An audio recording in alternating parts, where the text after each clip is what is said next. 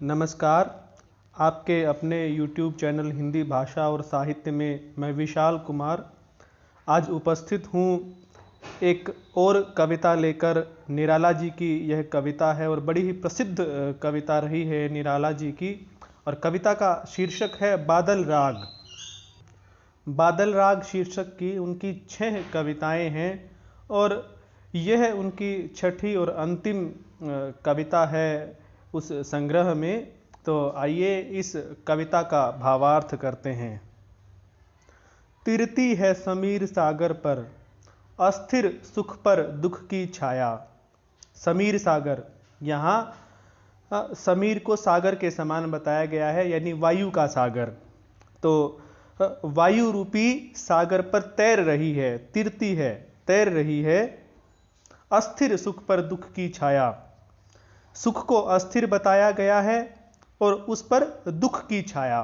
तो कहने का भाव यह है कि जैसे हवा पर बादल तैरते रहते हैं, उसी हवा को सागर के समान बताया गया है। और एक रूपक यहाँ पर निराला जी ने प्रस्तुत किया है कि जिस प्रकार से हवा पर बादल तैर रहे हैं, उस दृश्य को देखकर ऐसा लगता है कि मानो हवा रूपी सागर पर नौका रूपी बादल तैर रहा हो, और वह इस प्रकार से है जैसे कि अस्थिर सुखों पर, अस्थिर क्योंकि वायु जो है वो निरंतर गतिमान रहती है, चंचल रहती है, तो अस्थिर रहती है। वैसे ही उसी अस्थिर सुख पर दुख की छाया मानो मंडरा रही हो। अब हमें इस सुख और दुख की जो ये बात की गई है, इसका अर्थ समझना भी आवश्यक है। एक तो इसका शाश्वत अर्थ जो कि दुखवाद से लिया जाता है, वह यह है कि मनुष्य के जीवन में सुख बहुत ही कम मात्रा में होते हैं और दुख जो है हमेशा ही उसके जीवन पर मंडराता रहता है। तो एक तो यह जो एक शाश्वत अर्थ है यह भी हो सकता है, लेकिन जो कविता का जो भावार्थ है, कविता का जो कथन है या कविता का जो प्रकरण है, उस के अनुसार हम इसका अर्थ यह लगा सकते हैं कि क्योंकि बादल इस कविता में क्रांति का प्रतीक है, तो क्रांति जब आएगी तो जो पूंजीपति हैं, जो या जो जिन्हें हम शोषक कहते हैं, जो बड़े लोग हैं, जो कि निम्न लोगों का शोषण करते हैं, पीड़ित करते हैं उन लोगों को, तो उनके सुख पर, उनके अस्थिर हो जाने वाले सुख पर दुख की छाया के समान यह बादल रूपी क्रांति तैर रही है। क्योंकि जब क्रांति आएगी तो जो शोषक वर्ग है, उस शोषक वर्ग के लिए वह दुख का कारण बनेगी, और जिस सुख में अब वह रह रहे हैं, जिस प्रकार के भोग विलास का जीवन वह व्यतीत कर रहे हैं, सुख सुविधा का जीवन ये शोषक वर्ग व्यतीत कर रहा है, उस सुखी जीवन के ऊपर क्रांति रूपी दुख मंडरा रहा है। तो हम इसका अर्थ इस प्रकार से ले सकते हैं कि यह बादल रूपी क्रांति की नौका शोषक वर्ग के वायु रूपी सुख सागर पर दुख की नौका के रूप में तैर रही है। तो जैसे ही क्रांति आएगी, शोषक वर्ग का सुख अंत हो जाएगा और उसके लिए कष्ट का जीवन आएगा। तो इस प्रकार से क्रांति के रूप में बादल का आह्वान यहाँ पर निराला जी ने किया है। जग के दग्ध हृदय पर निर्दय विप्लव की प्लावित माया। अब देखिए, पिछली जो 2 पंक्तियां थी उनका भावार्थ यहाँ बिल्कुल स्पष्ट हो जाता है। प्लावित मतलब बाढ़ आ जाना, और विप्लव क्रांति। जग के दग्ध हृदय पर, दग्ध मतलब जला हुआ, जग संसार की, संसार के जले हुए हृदय पर इस निर्दय क्रांति की बाढ़ आ जाएगी। कहने का भाव यह है कि शोषक वर्ग के अत्याचार और अन्याय के कारण जो शोषित वर्ग है वह बहुत ही पीड़ित है, बहुत ही दुखी है, बहुत ही कष्ट में है। और जिस प्रकार से बादल के द्वारा वर्षा किए जाने से गर्मी और प्यास से व्याकुल संसार के हृदय को शांति प्राप्त होती है, उसको संतुष्टि मिलती है, वैसे ही इस क्रांति रूपी बादल के द्वारा जो बाढ़ लाई जाएगी, जिस प्रकार का सामाजिक परिवर्तन किया जाएगा, उस सामाजिक परिवर्तन से शोषित और जो पीड़ित जनता है, उस शोषित और पीड़ित जनता को बहुत ही राहत मिलेगी, उनका जीवन भी सुखी होगा, उनके कष्टमय जीवन का अंत होगा। यह तेरी रणतरी भरी आकांक्षाओं से, रणतरी युद्ध की नौका, तरी का अर्थ होता है नौका, तो जो ये तेरी युद्ध रूपी नौका है, क्रांति रूपी नौका है, हे बादल, जो ये तेरी क्रांति रूपी नौका है। अब जैसे कोई युद्ध की नौका होती है, कोई हम ये मानते हैं कि समुद्री जहाज जो होते हैं, जिनको हम वॉरशिप्स भी कहते हैं, उनमें बहुत प्रकार के अस्त्र शस्त्र होते हैं, लेकिन जो ये क्रांति रूपी नौका है, इसमें शोषित और पीड़ित लोगों की आकांक्षाएं भरी हैं। शोषित और पीड़ित लोगों की क्या आकांक्षाएं हैं? उनको अच्छा जीवन जीने की आशा है, अच्छा जीवन जीने की उम्मीद है, उनको इस प्रकार की आकांक्षा है कि जब क्रांति आएगी तो उनके भी शोषण का, उनके ऊपर जो अत्याचार हो रहे हैं, उनके साथ जो अन्याय हो रहा है, उस सब का कहीं ना कहीं अंत होगा और उन्हें भी उज्जवल भविष्य की आकांक्षा इस क्रांति से है। तो इस जो क्रांति रूपी नौका है, इस क्रांति रूपी नौका में सामान्य शोषित और पीड़ित लोगों की आकांक्षाएं, इच्छाएं भरी हुई हैं। घन भेरी गर्जन से सजग सुप्त अंकुर। और यहां देखिए कितनी अच्छी पंक्ति निराला जी ने कही है। घन भेरी, घन बादल, भेरी जो नगाड़ा युद्ध में बजाया जाता है तो उसे भेरी कहते हैं। और गर्जन, बादल का गरजना, सजग जागरूक हो जाते हैं, जग जाते हैं, सुप्त सोए हुए, अंकुर जो कि बीज से जो अंकुर निकलता है उसको यहाँ पर अंकुर कहा गया है। तो जिस प्रकार से बादल की गरज को सुनकर बीज से छोटे छोटे अंकुर निकल जाते हैं इस आशा में कि उन्हें जल मिलेगा और इस जल को पाकर वे विकसित हो सकेंगे, वे जागरूक हो जाते। सोए हुए जो अंकुर हैं, बीज में सुप्त पड़े हुए अंकुर हैं, निष्क्रिय पड़े हुए अंकुर हैं, वे भी जागरूक हो जाते हैं, वे भी धरती से बाहर निकलने लगते हैं, वे भी फूटने लगते हैं। तो वैसे ही जो लोग निष्क्रिय पड़े हुए हैं, समाज के अत्याचार और शोषण के नीचे दबे कुचले हुए हैं, वे भी क्रांति की आहट पाकर, यहां पर जो बादल की गरज है वो क्रांति के नगाड़े के समान है। जिस प्रकार से युद्ध में नगाड़ा बजाया जाता है, उसी प्रकार से बादल की जो गर्जन है वो उस नगाड़े के समान है। और उस क्रांति के नगाड़े की आहट पाकर निष्क्रिय पड़े हुए लोग भी सक्रिय हो जाते हैं, वे भी एक्टिव हो जाते हैं। उर में पृथ्वी के आशाओं से, उर हृदय, तो जो अंकुर पृथ्वी के हृदय में बड़ी आशाएं लेकर नवजीवन की ऊंचा कर सिर ताक रहे हैं ए विप्लव के बादल। तो वही बात है कि जो अंकुर पृथ्वी के गर्भ में सोए हुए पड़े थे, वे भी अपना सिर उठाकर बादलों की तरफ ताक रहे हैं कि उन बादलों के द्वारा जो वर्षा होगी उस जल को पाकर वे नव जीवन को प्राप्त करेंगे, नया जीवन प्राप्त करेंगे। उसी प्रकार से अत्याचार और शोषण से पीड़ित हुए निष्क्रिय लोग भी क्रांति की आहट पाकर जाग उठे हैं, इस आशा में कि उन्हें फिर से नया जीवन प्राप्त होगा, समाज में परिवर्तन होगा और उन्हें अत्याचार, अन्याय और शोषण के इस चक्र से मुक्ति मिल सकेगी। फिर बार बार गर्जन, वर्षण है मूषलधार। कि अब यहां पर निराला जी कहते हैं कि हे बादल, तुम घुमड़ घुमड़ कर बार बार गरजते हो, बड़ी भयंकर गर्जना करते हो और मूसलाधार बारिश भी करते हो। हृदय थाम लेता संसार, और तुम्हारी उस गरज को सुनकर, तुम्हारी इस मूसलाधार वर्षा को देखकर संसार अपना हृदय थाम लेता है, अर्थात संसार आश्चर्यचकित हो जाता है और भयभीत भी हो जाता है। हृदय थाम लेने का एक अर्थ हम यहां यह भी लगा सकते हैं कि संसार भयभीत हो जाता है।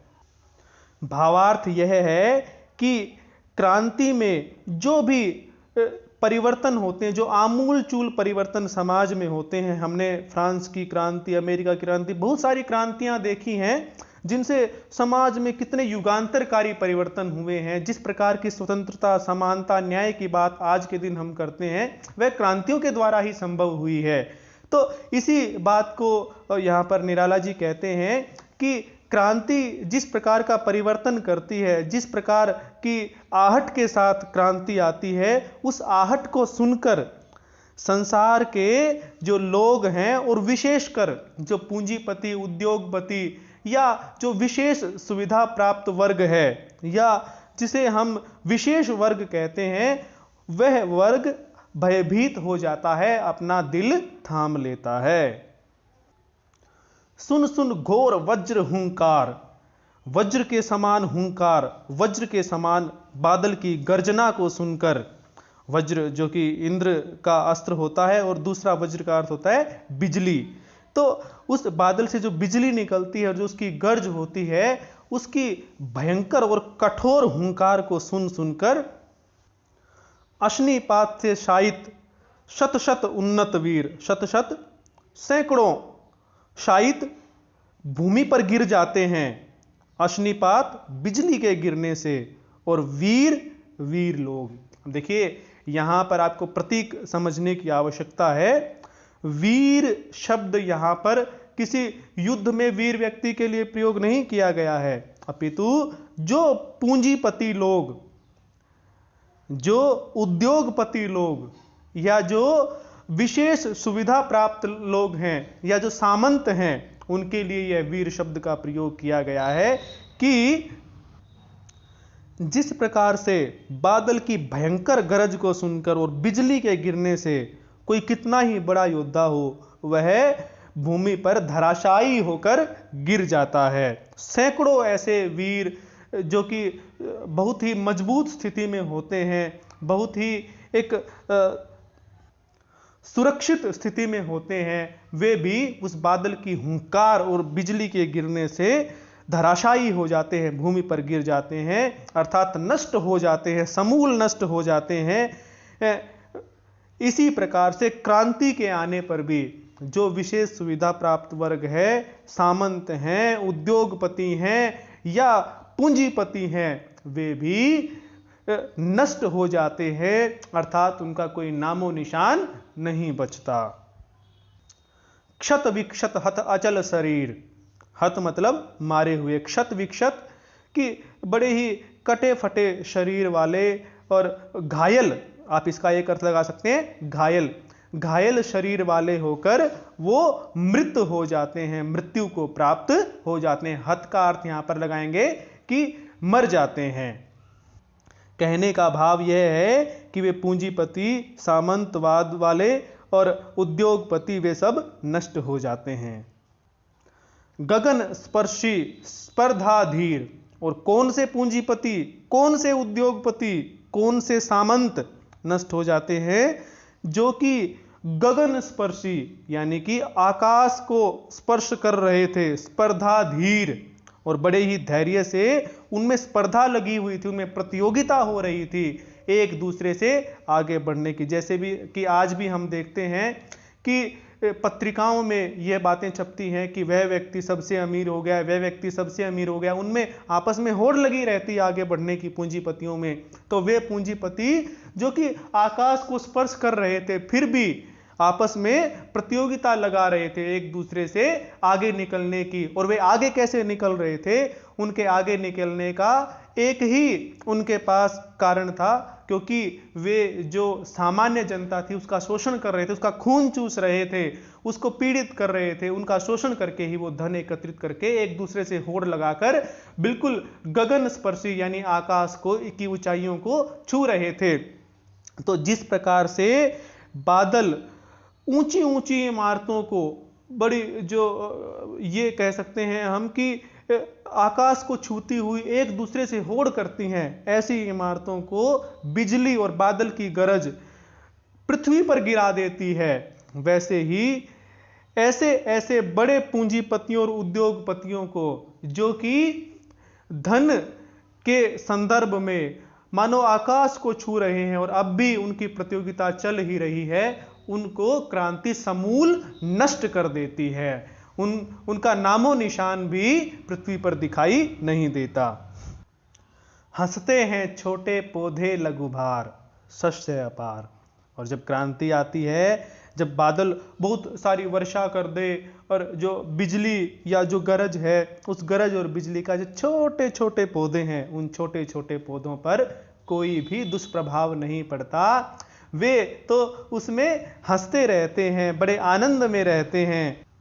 शस्य अपार, और जो वे फसल से युक्त रहते हैं, बड़ी ही प्रसन्नता से युक्त रहते हैं। तो कवि का तात्पर्य यह है कि जिस प्रकार से बादल के द्वारा बहुत अधिक वर्षा किए जाने पर, मूसलाधार वर्षा भी किए जाने पर, बाढ़ भी आ जाने पर जो छोटे छोटे पौधे होते हैं वे सुरक्षित रहते हैं, वे उस बादल का खुशी से स्वागत करते हैं, आह्वान करते हैं, उन्हें उस बादल के द्वारा किए गए इस कार्य में आनंद आता है। वैसे ही जो शोषित और पीड़ित लोग हैं, जिनको छोटे लोग कहा जाता है, जो कि एक बहुसंख्यक जनता होती है, जो कि सामान्य लोग होते हैं, वे भी क्रांति के आने से खुश होते हैं, क्योंकि उनका जीवन तो पहले ही नारकीय था, उससे अधिक नारकीय, उससे अधिक दुखद उनका जीवन नहीं हो सकता। लेकिन क्रांति से उन्हें यह उम्मीद है कि उनके जीवन में भी अब परिवर्तन होगा, उन्हें भी अब नए प्रकार का जीवन प्राप्त होगा, तो इसीलिए वे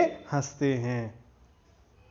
हिल हिल खिल खिल हाथ हिलाते तुझे बुलाते, कि वे जो छोटे छोटे पौधे हैं वे बादल को अपने हाथ के इशारे से, हाथ को हिला हिलाकर पुकार रहे हैं। वैसे ही जो शोषित और पीड़ित जनता है वह भी क्रांति रूपी बादल को हाथ उठा उठाकर बुला रही है, उसका आह्वान कर रही है।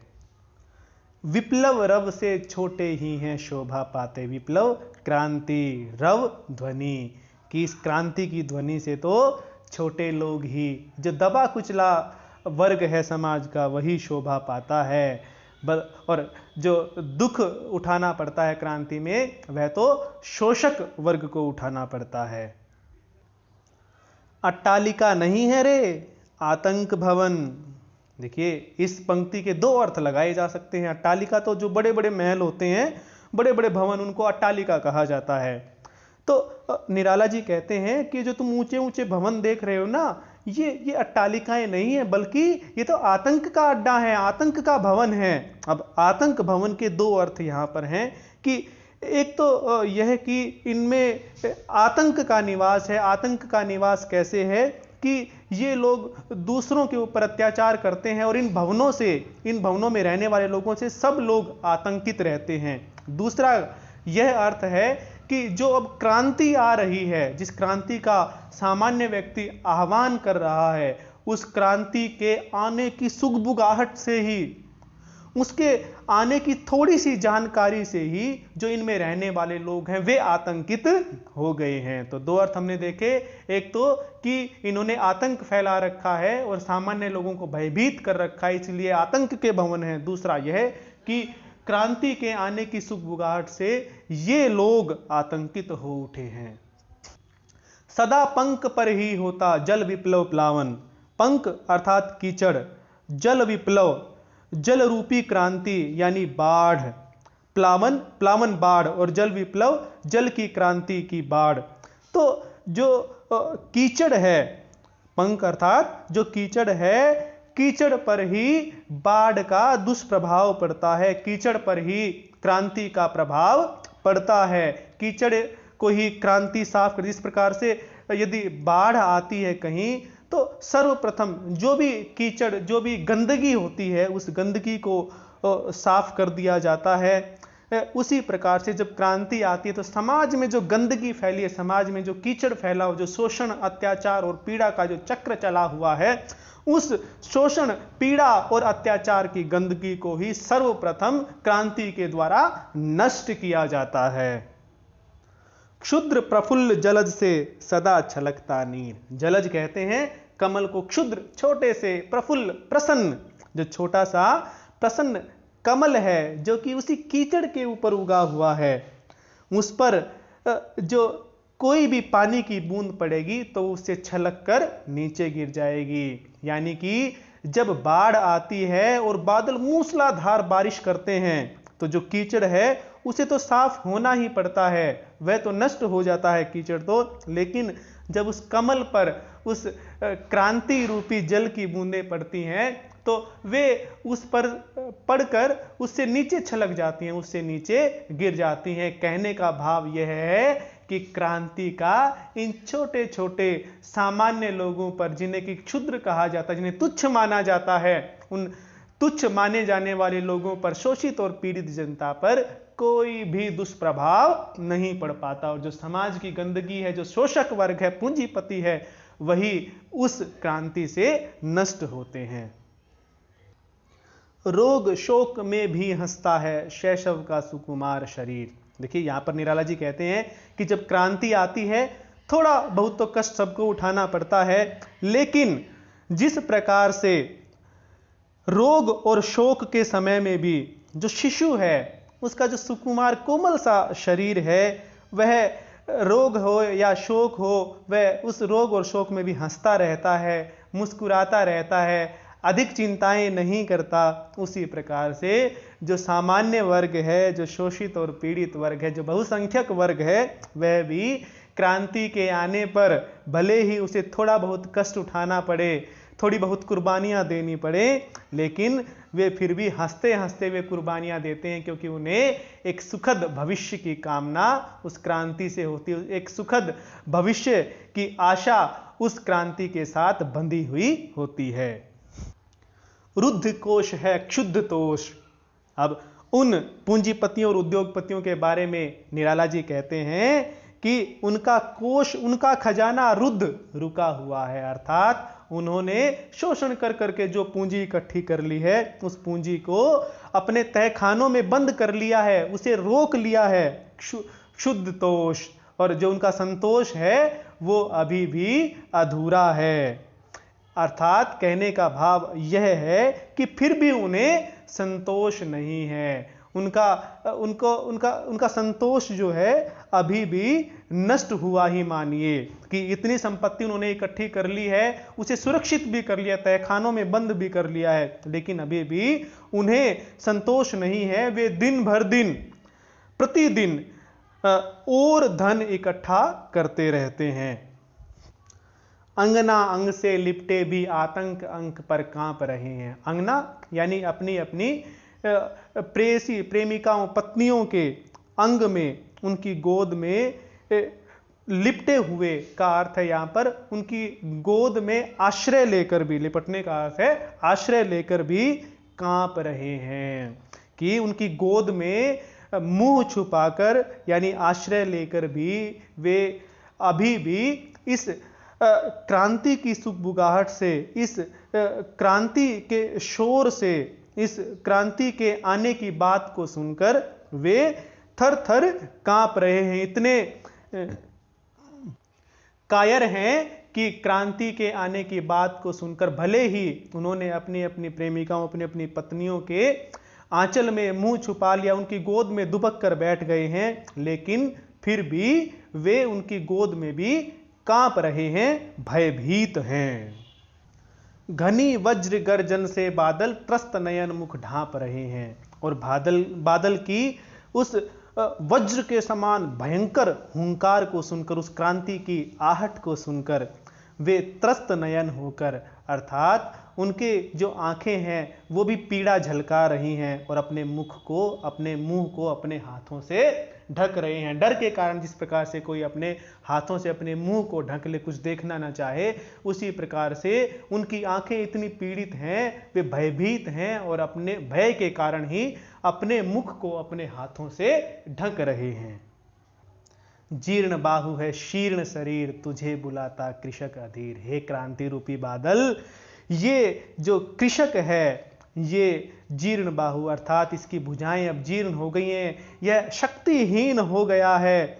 शीर्ण शरीर, और यह बहुत ही एक बुरी स्थिति में इसका शरीर हो गया, बहुत ही कमजोर हो गया है, शक्तिहीन हो गया है, कमजोर। जीर्ण शरीर का मतलब क्या है कि जो कमजोर हो जाए उसे जीर्ण शरीर कहते हैं। और भुजा शीर्ण होने का मतलब क्या है कि उसकी भुजाओं में वो ताकत नहीं रही है, कमजोर हो गया है, शक्तिहीन हो गया है, और यह अधीर होकर, धैर्य से रहित होकर, अब इसके धैर्य की सीमा नहीं रही है। इसने बहुत अन्याय सहा है, बहुत अत्याचार सहा है, बहुत शोषण सहा है, लेकिन अब इसके धैर्य की भी सीमा समाप्त होती जा रही है। अर्थात शोषण और अत्याचार अपनी सीमाएं उल्लंघन कर रहा है, अपनी सीमाओं का अतिक्रमण कर रहा है, जो इसके लिए भी अब असहनीय हो गई हैं। और इसीलिए यह किसान जो है धैर्यहीन होकर तुझे पुकार रहा है। हे क्रांति, तुझे पुकार रहा है।